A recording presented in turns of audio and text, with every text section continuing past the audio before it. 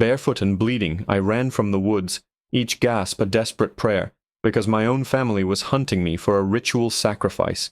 The only sound was the frantic, ragged sawing of my own breath. My lungs burned like they were filled with acid, and the cold night air did nothing to soothe them. Each gasp was a sob, each footfall a prayer. The gravel on the empty country road bit into the soft soles of my feet, but I barely felt it. Pain was a luxury I couldn't afford. Fear was the only thing that was real. A living creature coiled in my gut, spurring me on. The branches of the trees that lined the road were like skeletal fingers reaching for me in the sliver of moonlight, their shadows dancing and twisting into monstrous shapes. Behind me, in the suffocating darkness of the woods I'd just escaped, I could still hear them. Or maybe I couldn't. Maybe it was just the memory of their voices, the low, guttural chanting that had been the soundtrack to my life for the past week, now branded onto my soul. I stumbled, my ankle twisting, and a sharp cry escaped my lips before I could clap a hand over my mouth. I crashed to my knees, the sharp stones digging in deep. Tears, hot and useless, streamed down my face, mixing with the dirt and grime. I had to get up. I had to keep moving. They knew the woods better than I did. They knew the shortcuts. They were faster, stronger. I pushed myself up, my body screaming in protest, and forced my legs to move, one agonizing step after another. That's when I heard it. A different sound. Not the rustle of leaves or the snapping of twigs. It was a low, deep rumble. Distant at first, but growing steadily louder. It vibrated up through my bones, a terrifying mechanical growl that was somehow worse than the silence. Headlights. 2 of them, then 4, then a dozen, crested the hill a quarter-mile ahead. They sliced through the darkness, blinding me. My first instinct was to dive back into the woods, to hide in the same shadows I'd just fought so hard to escape. But what if it was them? What if they had trucks? My mind raced a frantic slideshow of horrible possibilities. But the sound, it wasn't the sputtering engine of an old farm truck. It was the synchronized roar of powerful machines. As they got closer, the rumble became a deafening thunder. Motorcycles, a whole pack of them. They looked like a swarm of angry, glittering insects descending upon me. I froze in the middle of the road, a deer caught not in headlights, but in a rolling earthquake of chrome and steel. They slowed as they approached, forming a semicircle around me, their engines idling with a menacing thrum. There must have been 20 of them. They were huge men, dressed in worn leather vests covered in patches, skulls, eagles, cryptic letters. Their faces, illuminated by the harsh glow of their own lights, were weathered and grim, framed by wild beards and long hair. They looked like the monsters from my nightmares had climbed onto machines and come for me. The man at the front, clearly the leader, was built like a refrigerator. A thick, gray-streaked beard covered most of his face, and his eyes, narrowed under bushy brows, pinned me in place. He cut his engine, and the sudden, relative silence was deafening. One by one, the others followed his lead until only the chirping of crickets and my own panicked breathing filled the air. "Well now," the leader's voice was a low growl, like gravel tumbling in a cement mixer. "What do we have here?" He swung a massive leg off his bike and stood up, towering over me. The smell of leather, gasoline, and stale beer washed over me. I flinched back, my whole body trembling so violently I thought I might fall apart. My throat was raw, my voice gone. I could only stare, my eyes wide with a terror that went beyond words. His gaze swept over me, taking in my torn and bloodied nightgown, my bare, bleeding feet, the fresh scratches that crisscrossed my arms and face. His expression didn't soften, but a flicker of something confusion, maybe, crossed his face. "You all right, little bird?" he asked, his voice a fraction less harsh. Another biker, a lanky man with a skull bandana tied over his bald head, snorted. "Looks like she's seen a ghost, Grizz." Grizz didn't take his eyes off me. He took a slow step forward, holding his hands up in a gesture of peace. "We ain't gonna hurt you," he said, his voice low and steady, trying to calm a spooked animal. "You in some kind of trouble? Who you running from?" The question broke the dam. A strangled sob ripped from my chest. I couldn't form a sentence.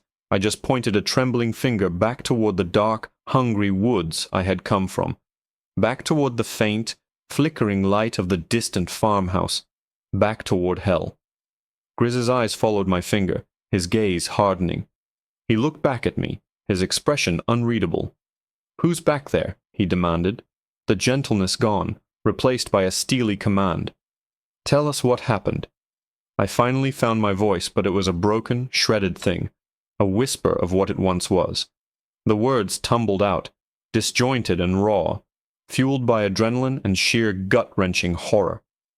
"They're not chasing me," I sobbed, the words tearing at my throat. The bikers all leaned in, their leather creaking in the silence. "They're not chasing me," I repeated, looking up into Grizz's hard eyes. "They're hunting me for the ceremony." A cold silence fell over the group. The man with the skull bandana exchanged a disturbed look with his neighbor. Grizz's face was a stone mask, but his eyes were blazing. "What ceremony, kid? Who is hunting you?"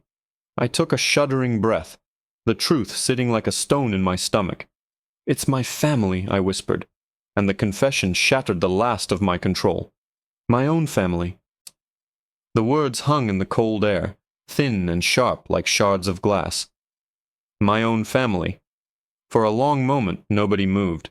The bikers just stared, their tough guy expressions melting away into a mixture of disbelief and dawning horror. Grizz's jaw was tight, a muscle twitching under his beard. He squatted down in front of me, trying to put himself at my eye level, but he was still a mountain of a man. His voice, when he spoke again, was dangerously quiet.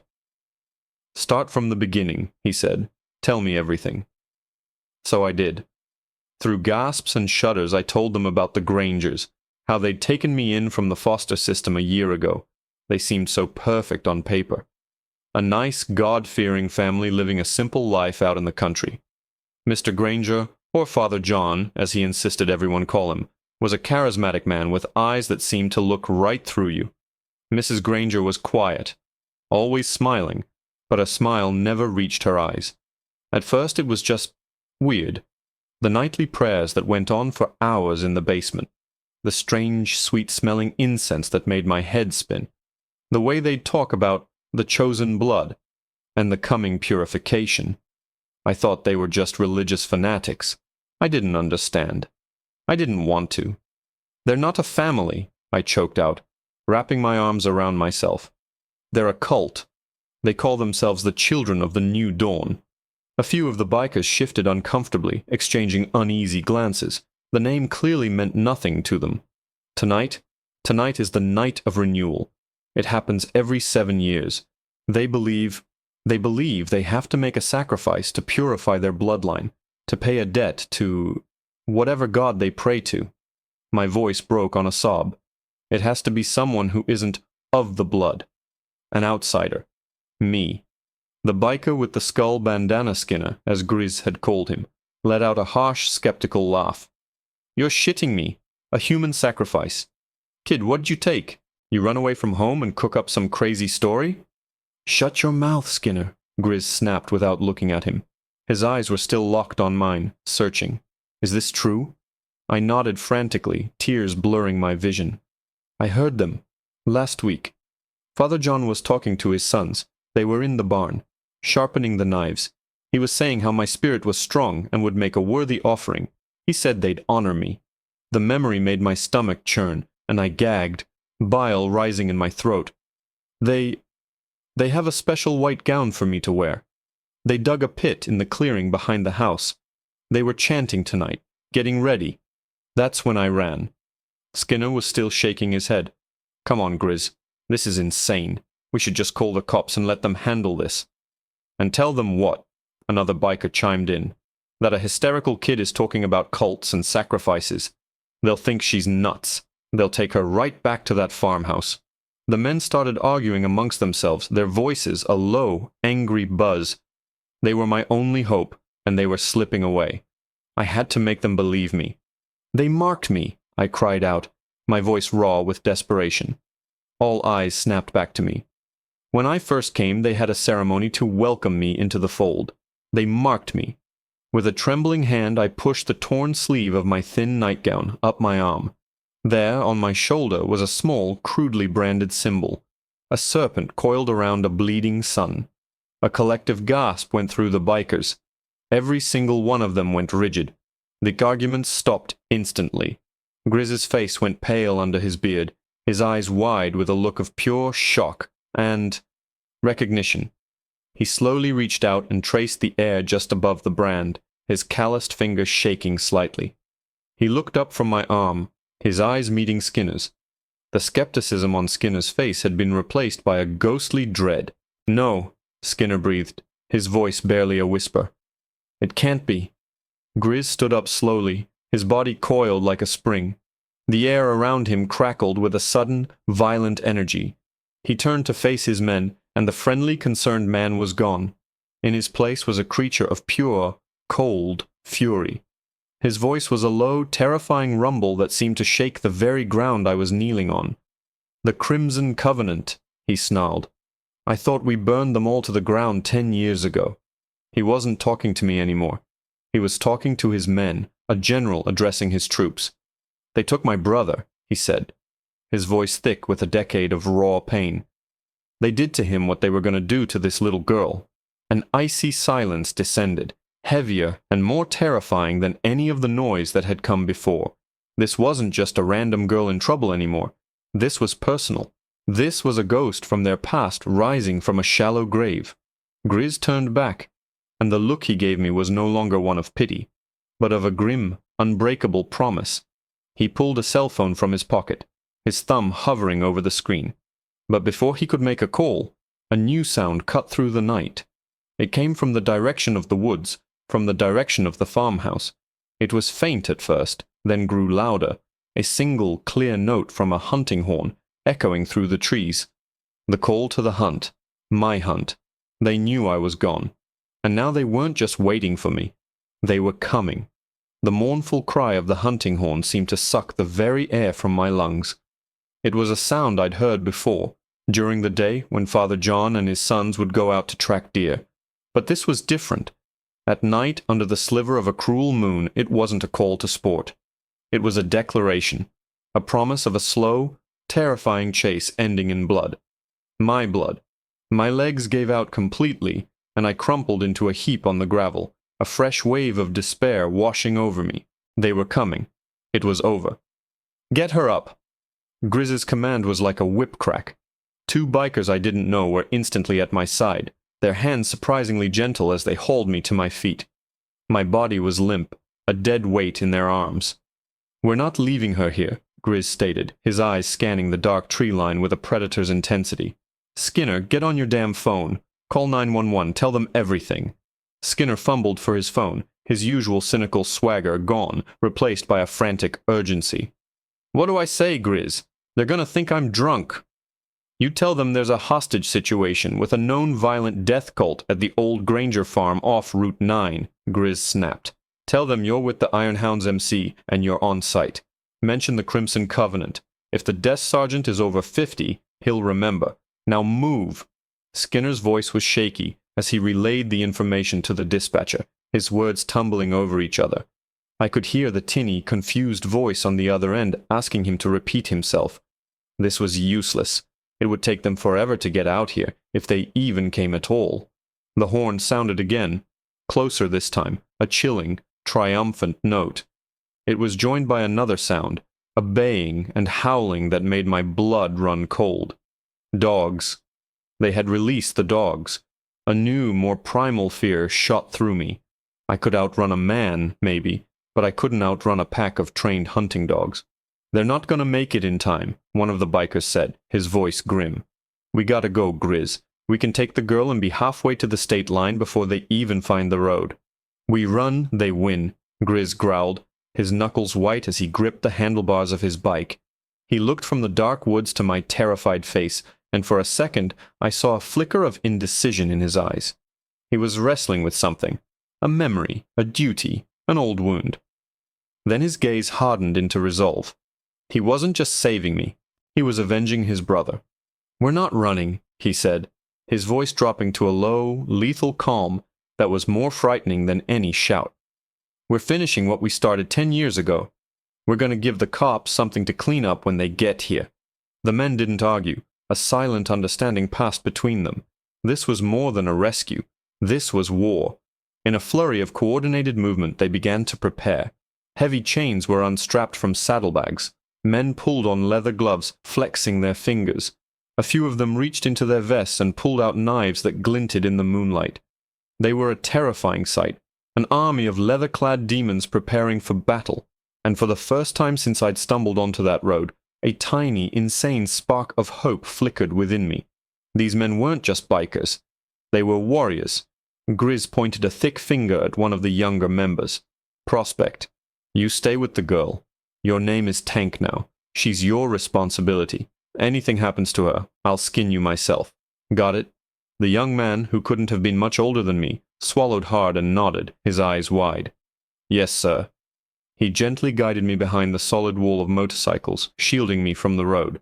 The engines roared to life again, a symphony of defiance that drowned out the howling of the dogs. The headlights all pivoted, turning the road leading to the woods into a brilliantly lit stage. They were a fortress of chrome and steel, and I was in the heart of it. The baying of the dogs grew louder, closer. Then they burst from the trees. 3 massive snarling beasts, Rottweilers or something like them, their eyes glowing red in the headlights. They charged, saliva flying from their bared teeth. I screamed, but the sound was lost in the thunder of the engines. 3 bikers stepped forward to meet them, holding the heavy chains like whips. There was a blur of motion, the sickening thud of metal on bone, and a series of agonized yelps. It was over in seconds. The dogs lay broken and whimpering on the asphalt. The bikers stood over them, their chests heaving, their faces grim. They hadn't just stopped the dogs. They had executed them with brutal efficiency. A new silence fell, broken only by the idling engines and the pained whimpers of the dying animals. And then, figures began to emerge from the darkness of the woods. First 1, then 3, then a dozen. They weren't the clumsy, chanting figures from my memory. They were dressed in dark hunting gear, their faces smeared with mud and black paint. They carried rifles, hunting bows, and long, wicked-looking knives. And leading them, walking out into the glare of the headlights with a terrifying, calm smile, was Father John. His eyes, burning with a fanatic's light, found me immediately, even hidden behind the wall of bikes. He raised a hand, not in peace, but in judgment. "That child is our property," he called out, his voice echoing in the night, calm and authoritative. "She was given to us by God to cleanse our sacred blood. Turn her over, and we will let you leave this place with your lives." Grizz let out a short, harsh laugh that held no humor. He swung his leg back over his bike, never taking his eyes off Father John. "You already took a brother from the Iron Hounds, you son of a bitch," he roared, his voice amplified by the acoustics of the surrounding trees. "You're not getting another goddamn soul from us." Father John's smile widened. It was a horrible, knowing look. "I see," he said softly. "So you do remember." He raised his hunting horn to his lips, but he didn't blow it. He just held it. "Then you know we are not just hunters of beasts," he declared. "We are hunters of men, and you are trespassing on our holy ground." And as he spoke, from the trees on the other side of the road, behind the bikers, more figures began to melt out of the shadows, effectively surrounding them. They had been flanked. They were caught in a trap. The trap sprung with a chilling, silent efficiency. One moment, the Iron Hounds were a fortress facing the woods. The next, they were an island in a sea of shadows. Father John's followers materialized from the darkness on all sides, their weapons held at the ready. My fledgling hope died a swift, brutal death. There were too many of them. At least 30, maybe more. Grizz's men were tough, but they were outnumbered, outmaneuvered, and surrounded. The low growl of the motorcycle engines was the only sound, a defiant heartbeat in the face of certain death. Grizz didn't flinch. He slowly scanned the circle of armed fanatics, his gaze lingering on each face with contempt. He looked like a cornered bear, more dangerous now than ever. "You made a mistake," Grizz said, his voice deceptively calm. "You should have stayed buried." Father John chuckled, a dry, rasping sound. God has resurrected us for his great purpose, and you, gentlemen, will be the first sacrifice of our new era, a blood offering alongside the girl." He raised his hand, and his men raised their rifles. The clicking of safeties being disengaged was unnervingly loud in the tense silence. Tank, the young prospect, shoved me down behind the engine block of the nearest bike, his body shielding mine. I could feel him trembling, but he held his ground. This was it. I closed my eyes, bracing for the crack of gunfire. I thought of my life, a short sad story of bouncing between homes, of never belonging anywhere, only to end here, on a forgotten road, a footnote in a madman's holy war. But the gunshots never came. Instead, a new sound pierced the night, a high-pitched, rising siren. It was distant at first, a faint wail, but it was growing louder with impossible speed. Red and blue lights flashed against the canopy of the trees, painting the scene in frantic, strobing colors. Skinner's call had worked. The cops were coming. A wave of confusion rippled through the cultists. Father John's serene confidence faltered, his face twisting into a mask of rage. "It doesn't matter," he shrieked, his voice losing its charismatic edge and becoming the shrill cry of a fanatic. "The ritual must be completed. Take the girl. Kill the heathens." His followers hesitated for a crucial second, their discipline shattered by the approaching sirens. That second was all Grizz needed. "Now!" he roared. It wasn't a command. It was a detonation. The iron hounds exploded into motion. It wasn't a panicked scramble. It was a calculated, brutal assault. They used their bikes as weapons, revving the engines and popping the clutches to lurch forward, knocking cultists off their feet. They swung chains and wrenches with a ferocity that was terrifying to behold. It was chaos. Gunshots finally erupted, but they were wild, unaimed. In the close-quarters brawl, the cult's ranged weapons were a liability. The world became a whirlwind of violence and noise. The roar of engines, the screams of men, the wet crack of bone and metal. Through it all, Grizz was a force of nature. He'd abandoned his bike and charged directly at Father John, a massive tire iron in his hand. He moved with the speed of a freight train, his face a mask of pure, righteous fury. Father John, seeing his acolytes falling around him, turned to run, but Grizz was on him in an instant. The fight was short and ugly. Grizz didn't kill him. He systematically and brutally broke him, shattering his arms, his legs, until the self-proclaimed prophet was nothing more than a whimpering heap on the gravel. Just as the first police cruiser skidded to a halt at the edge of the scene, the fight was already over. The cultists were either unconscious, writhing in pain, or had fled back into the woods. The iron hounds stood, panting and bloodied amidst the wreckage. They looked like victors on a medieval battlefield. Police officers swarmed the area, their guns drawn, shouting commands. For a moment they couldn't tell the good guys from the bad. It was a scene of pure carnage. Then they saw me, huddled behind the bike with Tank, and the pieces started to click into place. The aftermath was a blur of flashing lights, paramedics, and stern-faced detectives. I told my story again, this time to a woman in a uniform who had kind, tired eyes. My voice was steady now. The terror had been burned out of me, replaced by a strange, hollow calm. I watched as they loaded Father John and his followers into ambulances and police cars. I saw Grizz talking to a police sergeant, gesturing with a blood-stained hand as he explained what happened. He kept glancing over at me, his hard eyes checking to make sure I was okay. When he was done, he walked over to me. He knelt down just as he had before, but this time the grim warrior was gone, and the concerned man was back. "You're safe now, little bird," he said, his voice rough with emotion. "They're not going to hurt you ever again." Tears I didn't know I had left started to fall, but they weren't tears of fear. They were tears of relief. "You saved me," I whispered. He just grunted, a flicker of a smile touching his lips. "My brother saved you," he said softly. "We just paid his debt." He reached into his vest and pulled out a worn leather patch. It was the same as the one on his back, a snarling wolf's head with the words "Iron Hounds" underneath. He pressed it into my hand. "You ever need anything," he said, his voice a solemn vow. "Anything at all, you find us. You're family now." He stood up, clapped Tank on the shoulder, and walked back to his men. I watched them, these terrifying, violent, wonderful men. As the sun began to rise, they mounted their bikes. They didn't wait for thanks or praise. With a final deafening roar that sounded like a cheer, they rode off, disappearing over the hill, leaving behind a broken colt and a saved girl. I clutched the leather patch in my hand, its worn edges a comforting weight.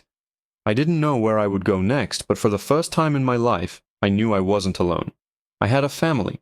They just happened to ride Harleys and smell like gasoline.